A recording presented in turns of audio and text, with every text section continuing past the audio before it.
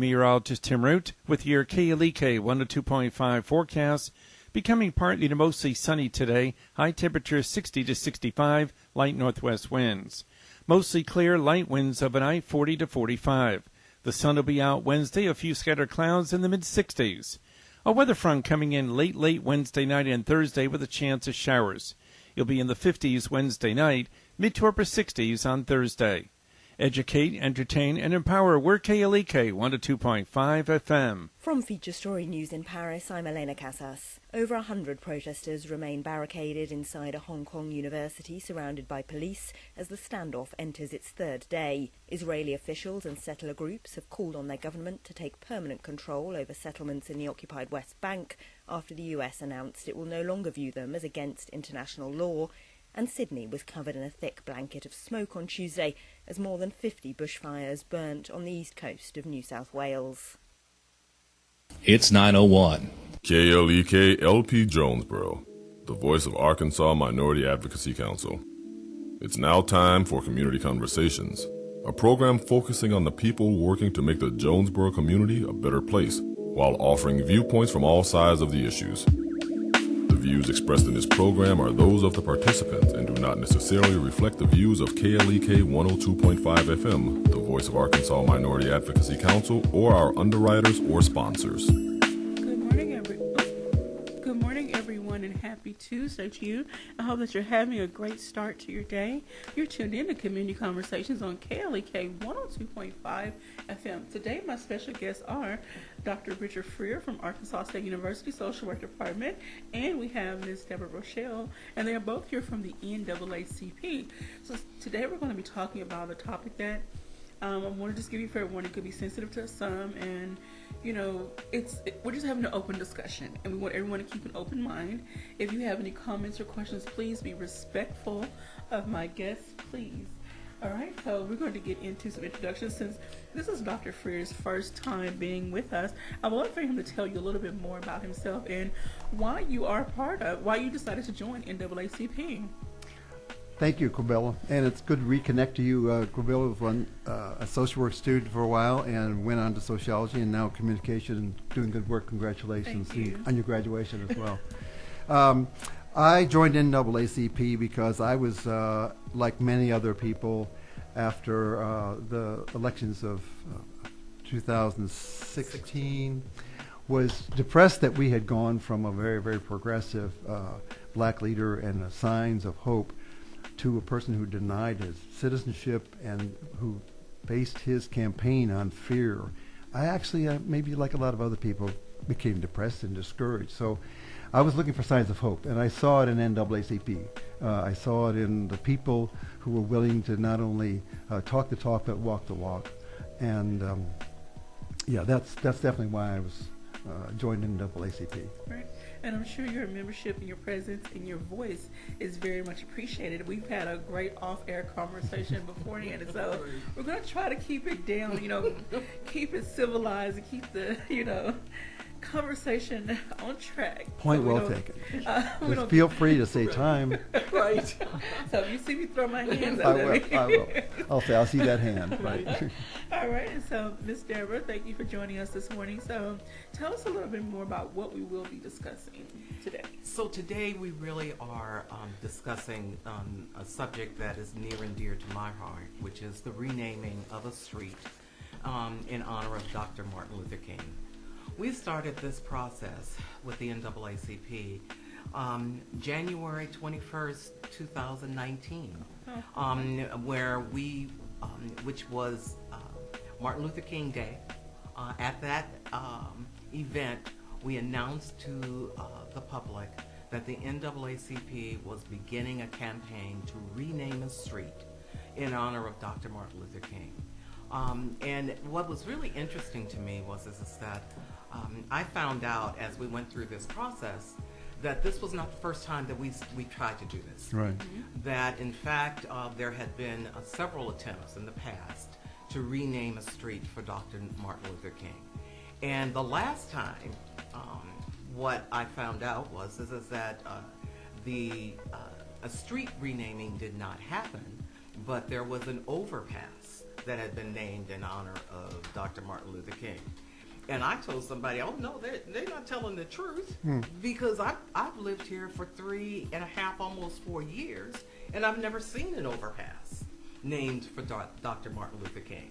And they took me to the place there really is one. there really is an overpass on Stadium, Red Wolf, which is named for Dr. Martin Luther King. And I found it, and there's no disrespect here, but I found it laughable. And I was embarrassed that is what the city of Jonesboro decided to do to honor a man of such legacy. Yes. And that's what they gave us. Right. And so we started that campaign, and I was delighted to see that people were excited about the possibilities. We started we started a petition that really energized people. And when we presented this at the city council, I was overwhelmed by the outpouring that the community came out to really say, this is what we want. And that was, we started in January. Here we are in November. It is finally coming up for a vote. And what's coming up for a vote is not what we wanted. How has it changed? So in the beginning, what we had asked for, we put together a committee, we polled the community, we came up with a number of different options. When we first started, we wanted this to be Johnson. We wanted, because Johnson is the dividing line between North Jonesboro, which is where the black community is, and the rest of the city. I live there too. Many people said they never heard of Johnson being a dividing line. But again, no disrespect, but those people that would say that, it would not impact them. But the black folks knew. Right.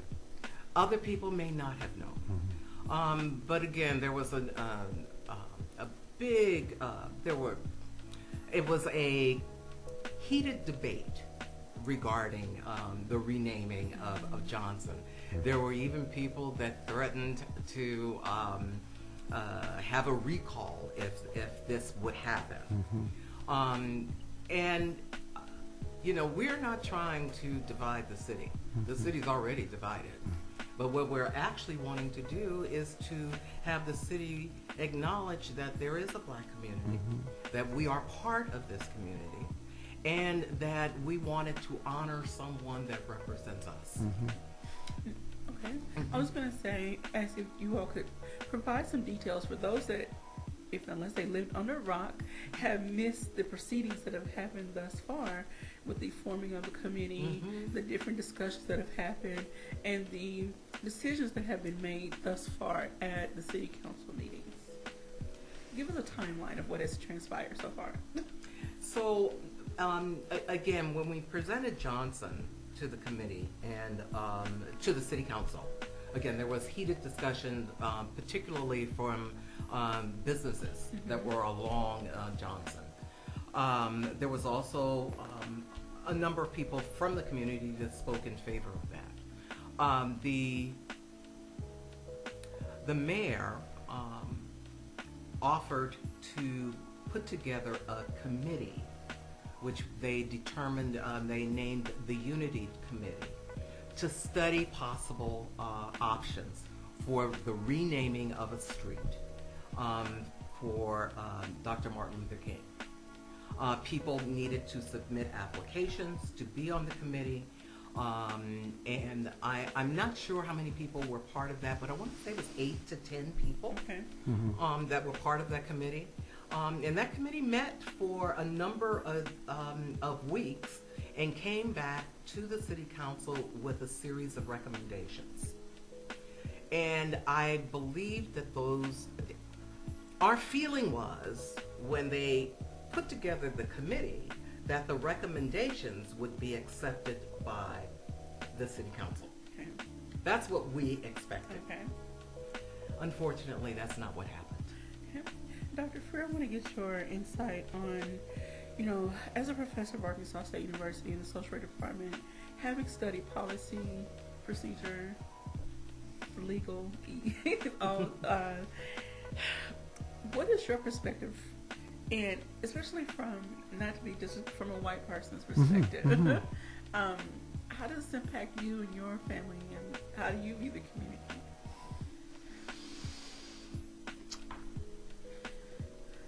I can confirm the notion of the split community and the need for bringing it together. When my wife and I moved here 20-some years ago to be called to the faculty at Arkansas State, I wasn't even shown any houses north of Johnson.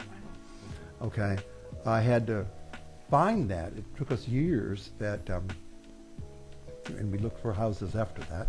But we had to, Rosemary would come through that area north of Johnson and on her way to work. So when the kids moved out and so forth, we found a place that was intentionally inclusive. And so I guess my perspective on what we're going through here was, it struck me that we had a promise from the mayor, in my understanding, that he would do this. And so there was a sign of hope there. And I've been looking for signs of hope since the last election. And this was a sign of hope that NAACP was included. So it was very interesting to watch several members of the group, the Unity Coalition, were from NAACP. And they were optimistic. They were hopeful. They were energetic. Some of the most energetic people I've been around in a long time. And I saw that waning and sadness coming through their hearts, really, that when they discovered that there were people that were appointed to the commission that had no interest and willingness to compromise. And so they nonetheless stayed with it and went compromise from having a full city to at least one street named Commerce changed, right? I saw all the barriers thrown up against them, like, well, when you look for policy change, you have to say, where is the policy that you have to change? And I heard, and it was in the paper, people testified, and said, well, there's a rule against changing street names. Well, peel that back. Where is that rule written?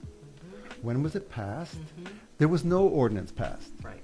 There was no law passed. That was a tradition. And this is and I'm a Red Wolf fan, by the way. That's the third name of that street. Yes. It had to become stadium when we had a stadium there. Before, there was no stadium there, right? I don't know what the first name was. So I see that people use policies to block progress that they don't want to see. Right. And that's what I've seen. And I think the time is now to catch up with the rest of the world.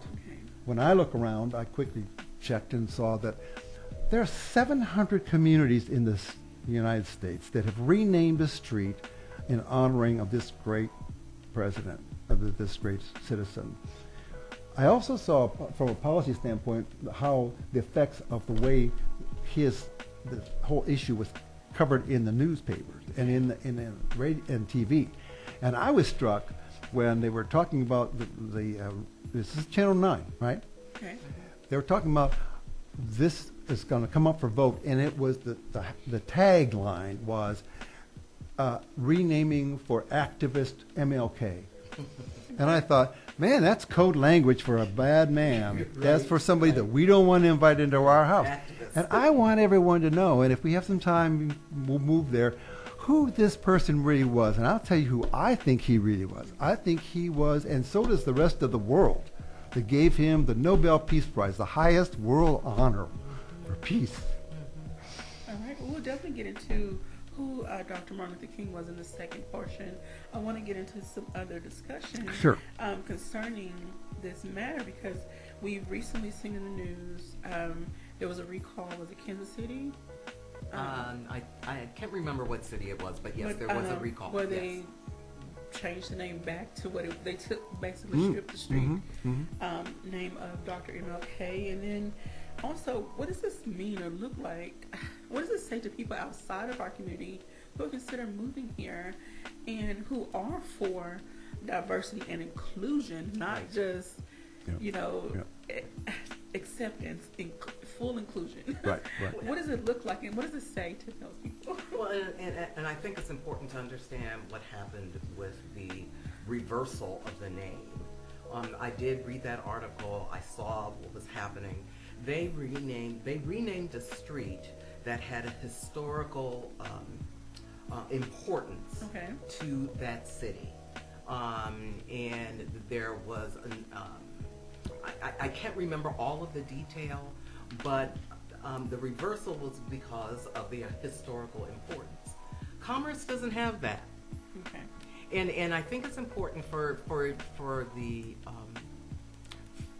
audience to understand that the Unity Coalition met.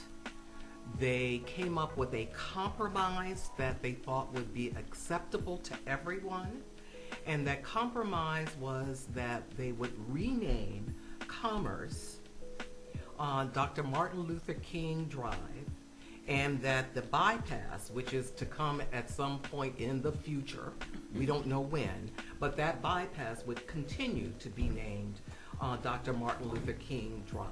Mm-hmm. That was what was presented to the city council. That was the expectation that would be the ordinance that would be presented for the 3 readings. That is not what happened. What happened was is that someone on the city council decided that, no, we don't really want a street renaming. What we want is, let's make it a memorial highway. And if we make it a memorial highway, then we really don't have to change any names. Goes back to what you were talking about, where they have this unwritten law that we don't change any names. But I think more than anything, people just don't want to have a street named for Dr. Martin Luther King. That's my feeling. And so how does that look from the outside? And I have a window there. I've sat on many search committees. I sat on search committees for the chancellor at one point, and about a number of faculty. And faculty are drawn, particularly minority faculty, but others as well. Progressive thinking, open-minded political science, what have you. They want to live in an environment where they can raise their children, and it's going to be inclusive. They're going to be exposed to diversity and enriched culture, not just tolerating but embracing. And those people want to know what kind of community this is, and they'll take me aside if doesn't come up in the actual conference, because I've taken them to the hotels and stuff and kind of watched over them while they were in town. They really want to know, what kind of place is this? If you raise kids here, would you want to raise your kids here? And we are sending a message, because one symbol is they'll look around visually, and they'll notice if there are no black people in certain restaurants, if there are no MLK, and that's a real obvious sign. Where's the MLK? 700 cities have done this. And so that says, here's what it does. It causes a question in people's minds. Is this place? I don't know this for a fact, but I would ask if someone out there from business community what the Chamber of Commerce would say. My guess is that why would they want to relocate a business and put something and locate a place here where their workers would not be embraced and welcomed, and it's a good environment. They don't just want a quiet environment. They want one where the citizens are feel good about each other and can celebrate and have a community. And I think what we're doing here, if we're not careful, we're going to take a step backward from a move toward a unity coalition to a divisive decision. Right. And I think this rests in the hands of a couple of people, including the mayor, which I think needs to change his schedule and show up for this vote today. They can make a difference. And so I think can our listeners, I believe. All right, so before we go into our break, can you remind everyone what's happening tonight? So tonight is the city council meeting. This is the 3rd reading of the adjusted amended, recommendation it was adjusted from the Unity Coalition. So the 3rd reading would basically say that Commerce Drive would be, they would add a memorial highway as part of Commerce Drive. That is not what the Unity Coalition recommended. That is not what the NAACP supports. What we are hoping, and what happened at the last meeting, was there was an amendment made that would say that this third reading would be to rename Commerce Drive Dr. Martin Luther King Drive. And that is what the community wants. That's what the NAACP wants. And we are committed that if that is not what happens, we don't want anything. Okay. And we need the citizens of Jonesboro to step up and come out and show your support. That's right. For this issue, voice your opinion. There is limited amount of time at the end of the meeting. So if you are going to make a statement, get with someone from the NAACP, have your statement prepared, and keep it as short and sweet, but as intense as possible to get your point across.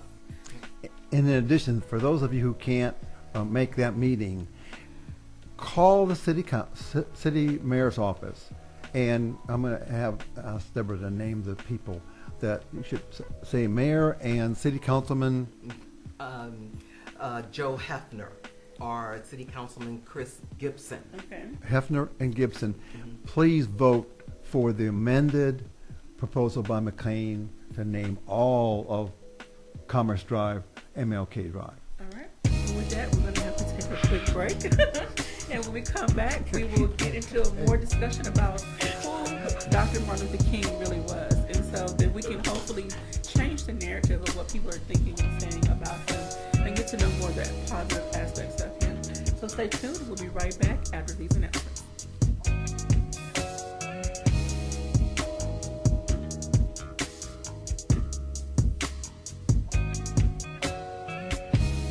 You're listening to Community Conversations on KLEK 102.5 FM. We'll be right back.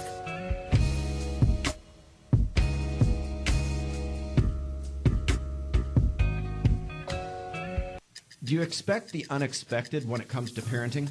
I'm Mark Merrill with today's Family Minute. When our kids are young, we map out in our minds what we want for them. We want them to be successful in school, in work, and in relationships. But many unexpected things will occur in their lives. Our kids will fail, face rejection, get sick, and make poor choices. A key to parenting is to expect the unexpected when raising your kids. Here are 3 reasons why.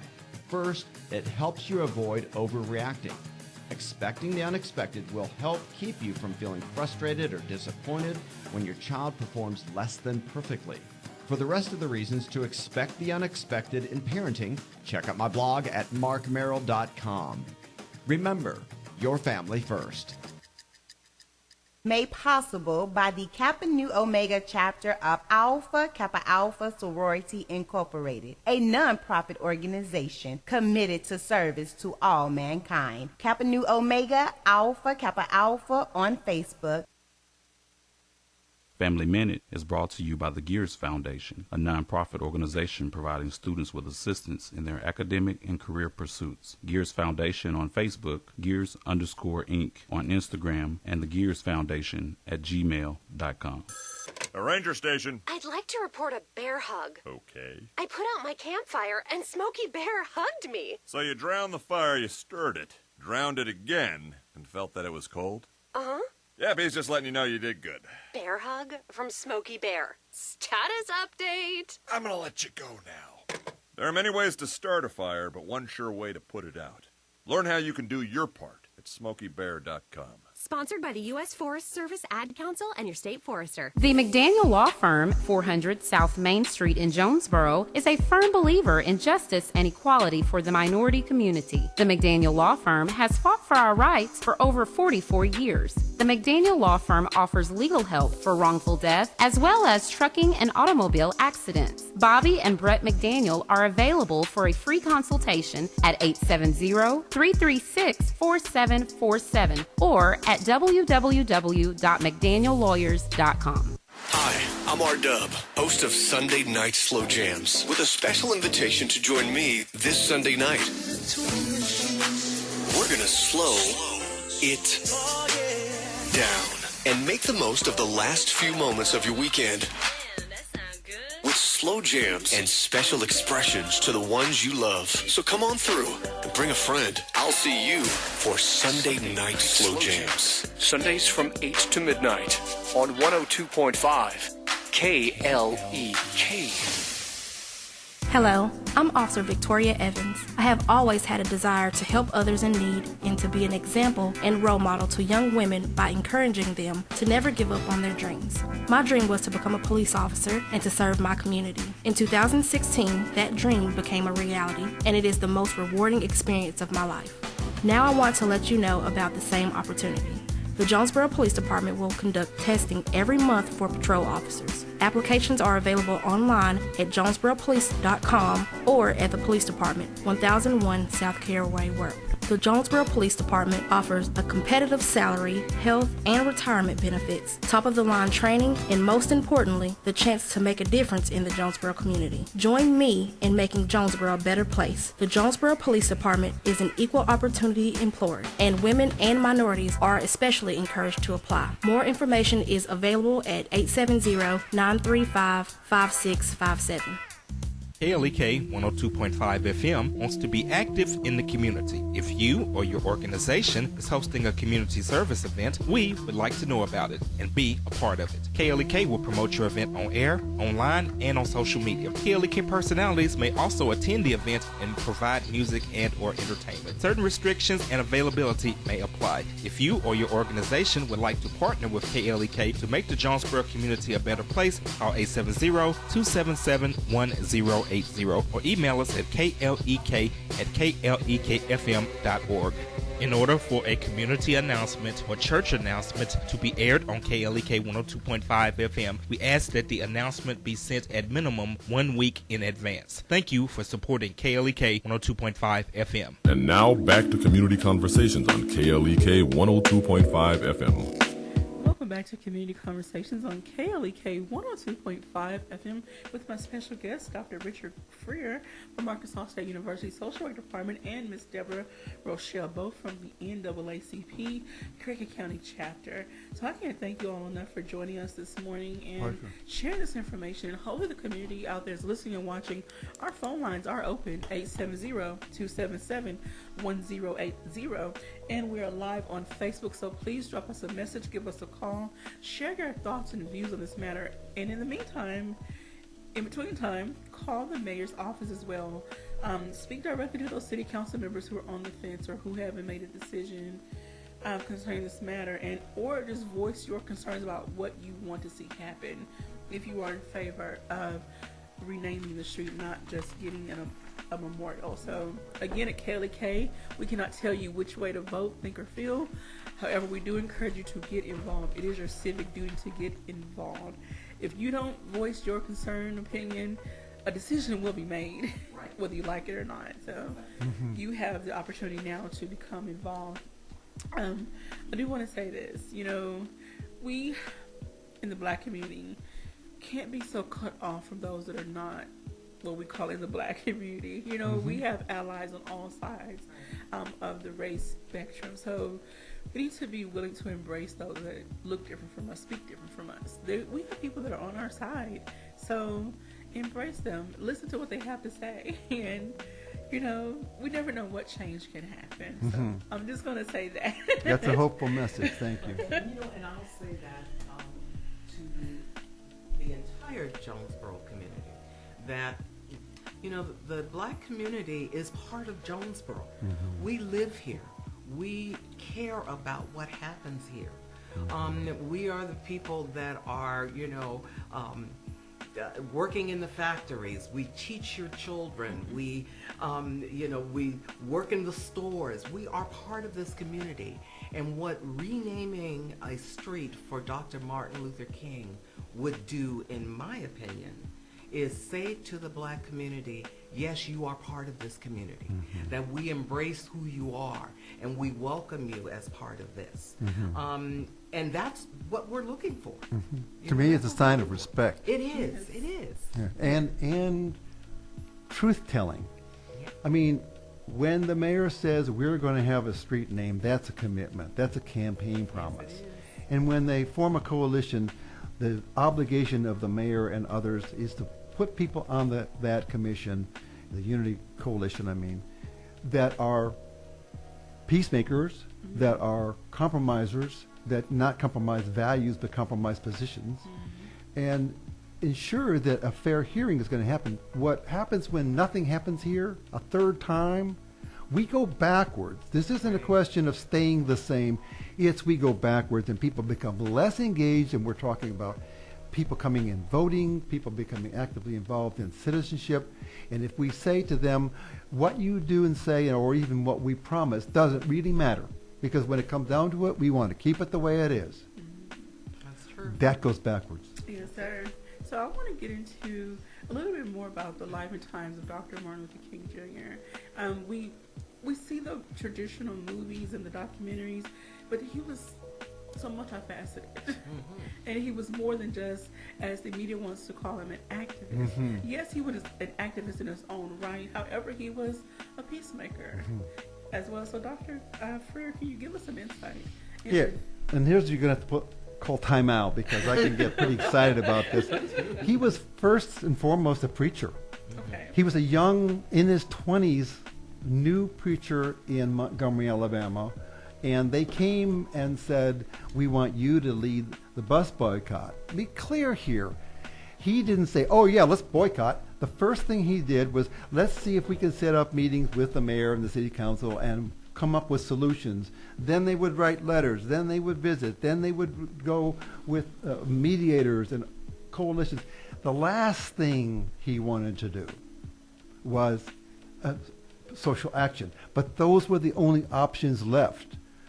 I'm saying to citizens of Jonesboro, if we keep trying to get some recognition of the value and inclusion of minority people, the community, both those who align with them, such as myself and others, maybe we're going to have some other tactics to get their attention, that this is important enough to cause a little disruption.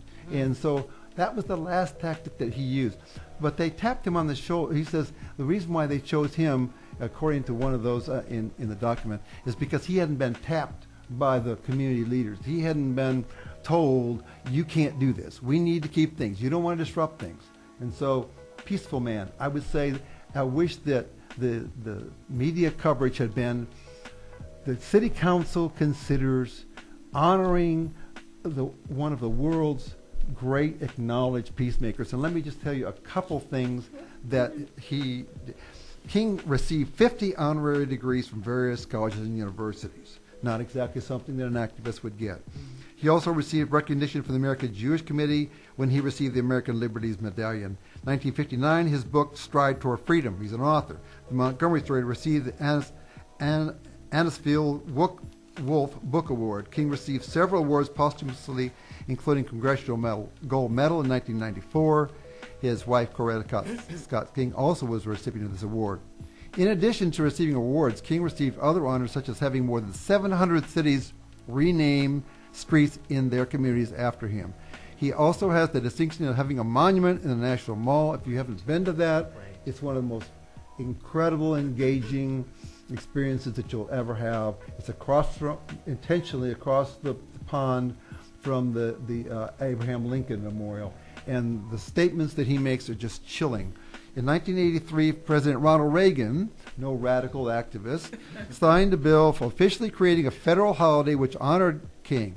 President George H.W. Bush, another non-activist, signed a proclamation naming the third Monday of every January the day on which the holiday is celebrated. Despite this, it was only in 2000 that all 50 states officially recognized the holiday.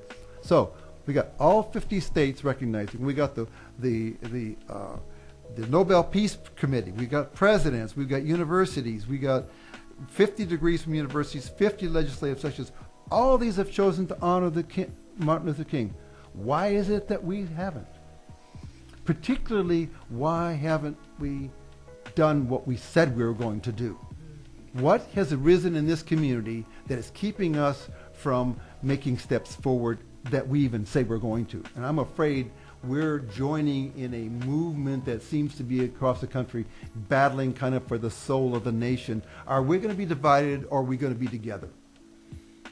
I have so many questions I want to ask, but I'm trying to keep my emotions under control. Some people feel just because you don't say anything, you don't think and feel anything, but you're just trying not to stir up stuff. But I still have a lot of thoughts, and I don't consider myself to be a radical in any sense of the word. However, I'm not blind to what's happening across our nation, and right.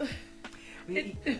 Yeah, well, and it feels as if we are at a time in this community, in this state, in this country, where people really have to decide who they want to be going forward. And what we are saying that is that Jonesboro, where there's, the black community is almost 20% of the population here. That means that 1 in 5 people here in Jonesboro are of color. But there's nothing here that says to an outsider that there is a community of color here. We don't have an African American museum. We don't have an African American cultural center. We don't have anything that says that there are African Americans that live, work, pay taxes, and are part of this community. Mm-hmm. And what having a street named for Dr. Martin Luther King does, it says that there are black folks here. Mm-hmm. And it says it to students who might want to come here. So we've talked about different not ethnic groups, mm-hmm. but different populations, demographics, the business community, mm-hmm. academic, but then you have the students, and they're going to come, they're going to look around. Yes. If they're going to play football for us or just study with us, what's it like to live here? Mm-hmm. And they're looking for symbols of inclusiveness, and where are they? There's a couple of new ones in the university campus, and if others want to call in and remind me of things that have been around for a while, but we now have an NAACP chapter on campus. Mm-hmm. That's new. Mm-hmm. We have had homecoming queens who've been African American. We've had homecoming kings. We've had leaders of the student government that have been African American and other nationalities and ethnic groups. So the university responds also to the community and vice versa. And so I would say the university needs to step up and said, if you care about this kind of issue, and it's, universities, we're political.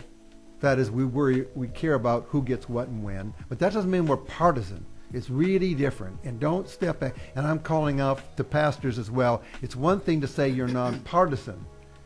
It's another thing to say you're non-political. Okay.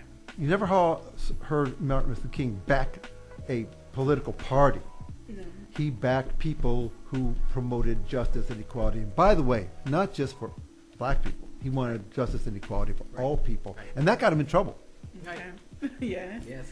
I will say this. We have a space, African American history in the Evelyn Watson Center. However, yes, we do. Yes, it doubles as a community center, so it's a small space in comparison to the history that is present in this community. Right. Our history deserves a larger space. And I just... and what I would say to you is that space included in information put out by the Chamber of Commerce? Exactly. Is there a listing that says the E. Boone Watson Cultural Center? Is that information there? Okay. In some parts of the state, there are ethnic tours. Okay. And they'll go down to the, what am I trying to say? In various cities along the Delta, Freedom Trail. The Freedom Trail. And is ours on there? Are we promoting this is something that people would want to see and be aware of? We may have some parts of our history here that we're not proud of. And that's okay too, because we can learn from it. Yes. All right. I'm trying to keep my emotions intact. I just have so many things I would love to say. I do want to say, and this is from a sociological perspective, and Dr. Free, you can sure chime in from a social work perspective because those disciplines are kind of interconnected. There has been discussion about the Black community, what's lacking, what's not present. However, if there was more motivation, inspiration, uplifting, some people just don't know how to get started to build their lives up, to pull themselves up, and to revitalize their neighborhoods and things of that nature. And I'm trying to be very nice and cordial about this. So those that have power, access, privilege, again, this is not race-related, power, access, privilege, why can't they kind of say, okay, let me help my neighbor, not next door neighbor, my neighbor in my community. And I know that's a whole discussion for maybe a whole other day, but if we're talking about renaming the street that represents a part of the community that's present, there are people who have negative comments about the people that it represents, so why not try to help change or help them change their lives in a situation? And I'm going to leave it at that. These are Kwabila's thoughts, not Kaylee K's thoughts, so I'm just going to leave it at that. A quick response is that the majority of low income and people in poverty in this community are white. Right. Yes. 75. Didn't know that, did you? Yeah, that's Deborah's. Give that to Deborah. But I can say this. So I'm not. I would say this to any the privileged community and but obviously the privileged communities consists primarily of white people, and that is in people in positions of power and income and so forth. There are two reasons why people do things in terms of motivation theory. One, because they think there's a desired goal. So a person who's unemployed and been such for a long time has got to feel that employment is a positive goal. But second, and equally important, is they must feel that they can achieve that goal or move toward that goal by their own actions. If people are in a community where they look around and people that look like them and are in their neighborhoods have tried and blocked, then they lose that motivation. It's not on them, it's on the community that's blocked the opportunity of hope. And I really think that I would cast this vote and this decision as a statement for hope and not for despair that some people have been feeling and the hopelessness that we're never going to change. This shows, in a small way, I would say, in a big scheme of things, but in a very important way, a move forward that says, you're included. We care about you. We respect you, regardless of race, creed, or color. Okay. Awesome. All right, so we have about 4.5 minutes left in this segment. Is there something you can share from any of Dr. Martin Luther King's writings that you can fit in this time that we can pick up on the other side of the break? Well, I think one of the things that struck me about this whole conversation is his letter from the Birmingham jail. And you remember this. This is now in the Smithsonian Institution, the original of this. He was writing to a group of moderate ministers who had written a letter to the editor in Birmingham, condemning his actions and those of the movement, the nonviolent movement, by the way. His was a nonviolent change, as being too fast, not the right time. And so this is a quote from the letters from Birmingham jail, how he reacted and how much he was disappointed, not by people who opposed progress, but by people who mildly supported it but didn't want to take any risks. And he writes, I must make two honest confessions to you, my Christian and Jewish brothers. First, I must confess that over the last few years I have been gravely disappointed with the white moderate. I have almost reached the regrettable conclusion that the Negro's great stumbling block in the stride toward freedom is not the white Citizens Council or the Ku Klux Klan, but the white moderate who is more devoted to order than to justice, who prefers a negative peace which is the essence of tension to a positive peace which is the presence of justice, who constantly says, quote, I agree with you in the goal you seek, but I can't agree with your methods or direct action, who paternalistically feel that we can set the timetable for another man's freedom, who lives with the myth of time and constantly advises the Negro to wait until a more convenient season. Shallow understanding from people of goodwill is more frustrating than absolute misunderstanding from people of ill will. Lukewarm acceptance is much more bewildering than outright rejection. Wow. So you have to ask yourself, is he speaking to me? Right. You know, when they asked me last night if I would be a part of this today, I said, no, I don't think I can do that. I don't have time to get ready. And then I have to ask myself, well, then I need to get ready. You know, you don't choose a time in history when you can step up. History chooses that for you. Yeah. You can choose not to step up. That's true. Yes, sir. I remember in one of my classes, I did some research, and I read a story about a professor from Chicago. This was back in the 60s, mid-70s, in that time frame, and there were some riots happening in Alabama, consequently, and he said he had to make a decision. He was non-black, and he made a decision that I need to get involved because, again, what's happening down there is going to trickle up to Chicago and have an effect. So I need to get as involved as possible. He left his job, school, and when he got involved, and he was able to take that experience that he gained and take it back and give it back to his students in university and help create change in different areas. So, like you said, it's almost like history chooses us, and it's up to us. So, okay, am I going to take on this mantle or not? And for 40 minutes, and then well, we got 30 seconds.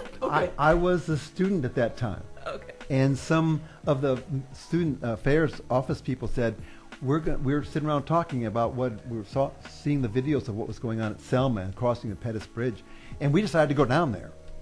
And I was one of the two students.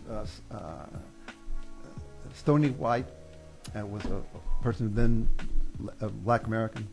And we went down to Selma, and I didn't know that would be a life-changing, a transformative experience for me, but I was present in the presence of Martin Luther King when he made the announcement about the declaration from the Supreme Court.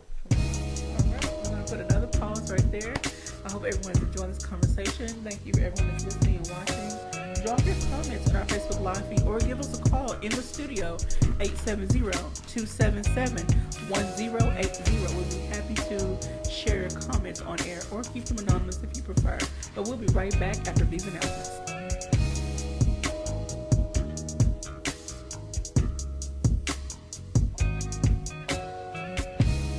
You're listening to Community Conversations on KLEK 102.5 FM. We'll be right back.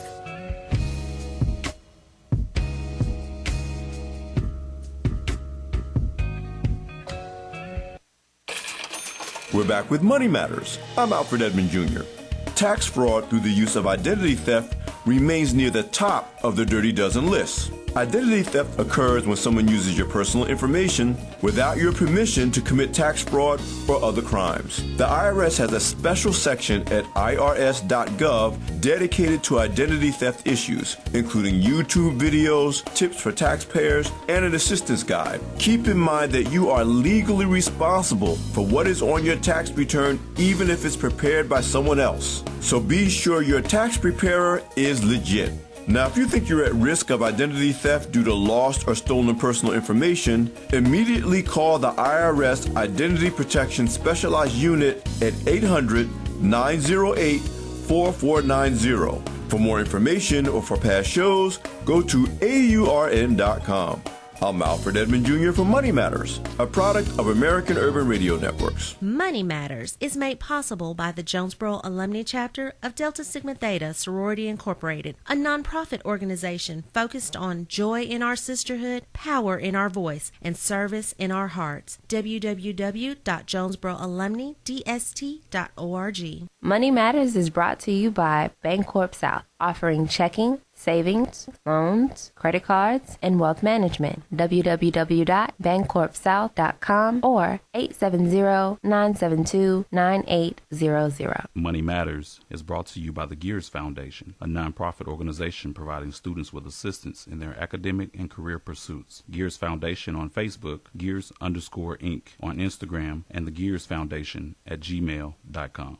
KLEK thanks CJ Pepper and the staff of Life Strategies Counseling Incorporated for helping people through hard times in life such as depression, family issues, stress, abuse, and more. They offer counseling and therapy for all ages, individuals, families, and groups. They are located at 1217 Stone Street. Phone number 1-866-972-1268 or online at lscihelp.com.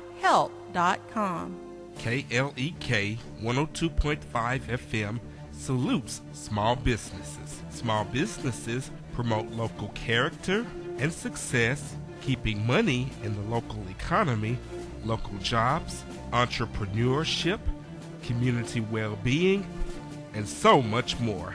Contact us today to learn more on how your small business could be featured on KLEK for as little as $25 per month.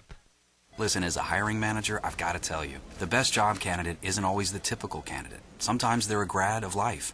Meet the grads of life. Young adults of unique determination and experience, an ideal fit for your company in an entry-level position, internship, or mentorship. They might not have every qualification you typically look for, but they're exactly who your company needs. Sometimes the best candidates aren't the ones you're used to. Go to gradsoflife.org to learn how to find, cultivate, and train this great pool of untapped talent. Brought to you by the Ad Council and gradsoflife.org. And now back to Community Conversations on KLEK 102.5 FM. Back to Community Conversations on KLEK 102.5 FM. My special guest today has been Dr. Richard Freer from Arkansas State University Social Work Department and Ms. Deborah Rochelle, both here with the NAACP. So I know we've had a very intensive conversation, all-inclusive. We're going to bring it back around to what's happening tonight and, you know, what this all means, all concerning Dr. Martin Luther King Jr. and the renaming of a street or memorial or whatever is decided upon. So, Ms. Deborah Rochelle, bring us back. So, tonight is the third reading of an ordinance that would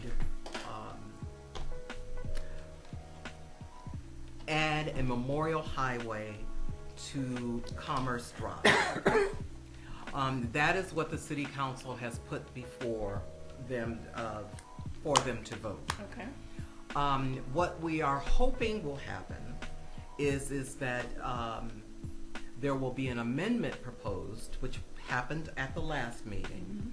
Mm-hmm. An amendment proposed that would change that third reading to say that Commerce Drive would be renamed in honor of Dr. Martin Luther King Jr. We need, it was proposed at the last reading.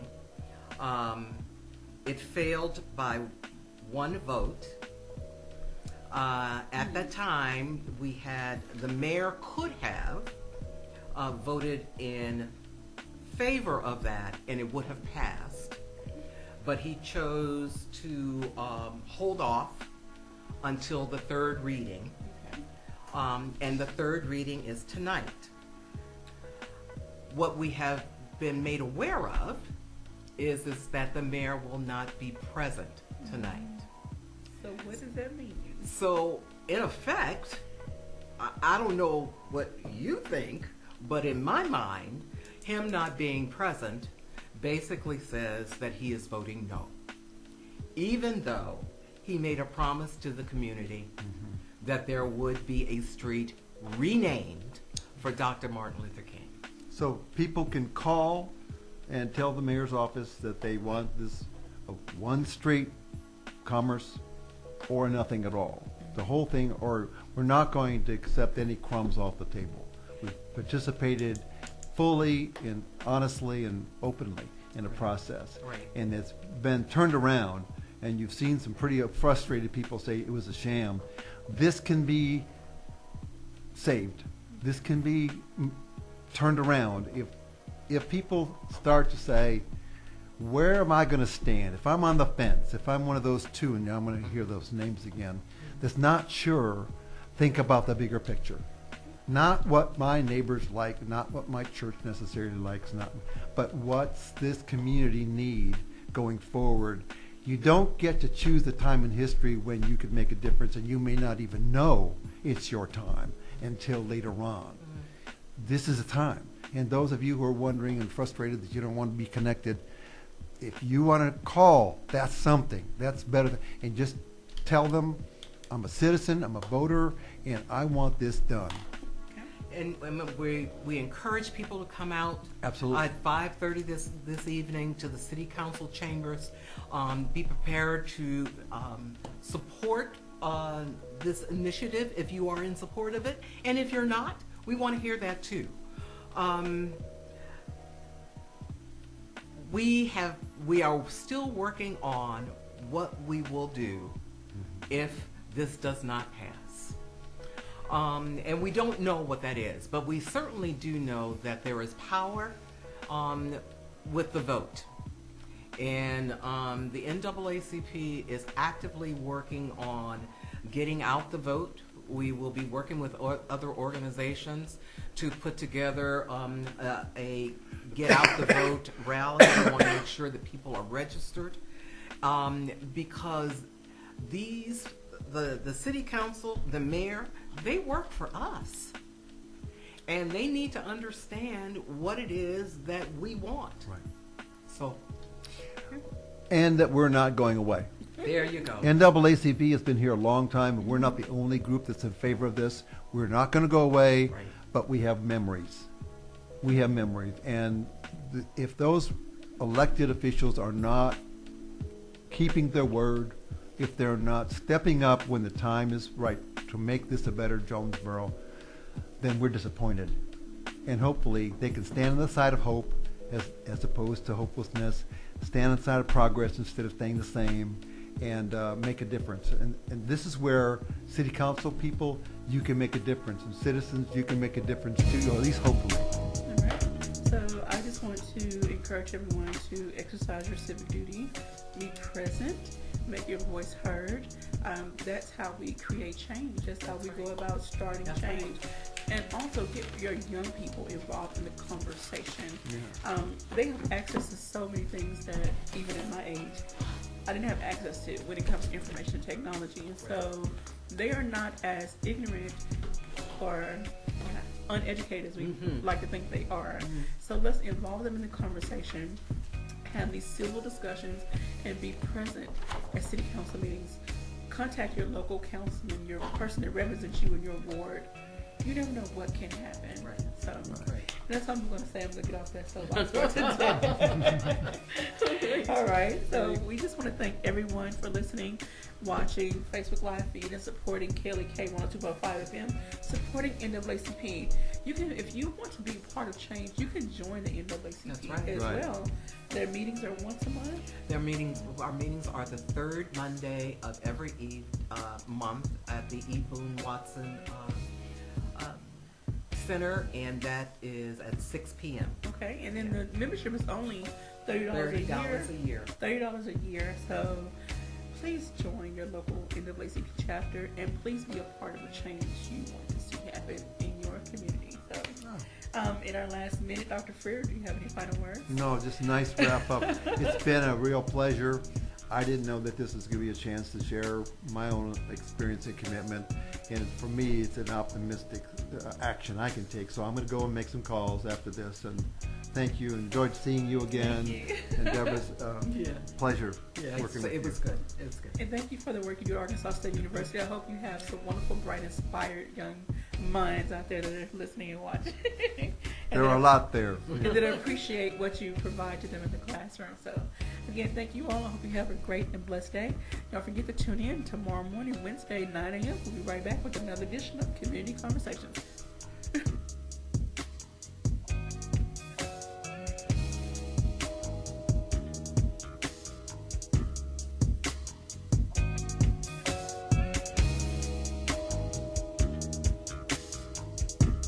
Thank you for listening to Community